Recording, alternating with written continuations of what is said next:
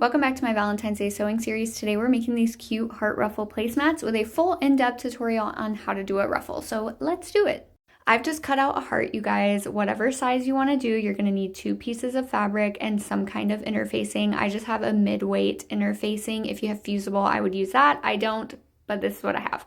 My ruffle is 3 inches by whatever the length around your heart is, you're gonna double it. So mine was 80 inches. You're probably gonna need to put them right sides together and sew a 1/4 inch down to make one long piece. And then you're also gonna sew them on the ends to make a loop like this. Then I'm gonna take it over to the iron press, open my seams, and then fold it in half wrong sides together to make it like this. So I have a loop, wrong sides together like so. To do the ruffle, I have a straight stitch set on my longest stitch length. I'm going to leave a tail and line up the raw edge here. My presser foot is going to be about 1/8 inch away from the edge. I'm not back stitching when I start. I'm just going to sew a straight stitch all the way around my loop. For the second row, we're gonna leave a tail again. We're gonna put our presser foot down about 1/4 inch away from that first line that we've sewn and just do the exact same thing again. Now you have 2 rows of stitches. I have back tails and front tails. I'm gonna grab the front 2, the top 2, and I'm just gonna pull down on the fabric until I have a ruffle that is 40 inches or the length that is around your heart.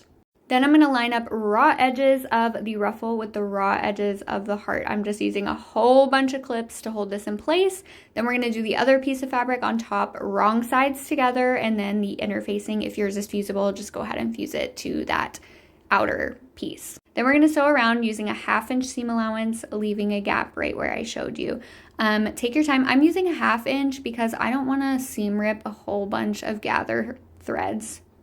I just don't want to do that. So all the way around, and then we're going to clip around the top of the heart so it turns out really nice. Flip it right side out, and I'm showing you here, after you flip it right side out, you're going to have to tuck in the seam allowance. So it'll be about a 1/2 inch on the top, and you're going to just kind of make sure your ruffle is the same. And then you're going to do the exact same thing on the bottom so that we can top stitch all the way around.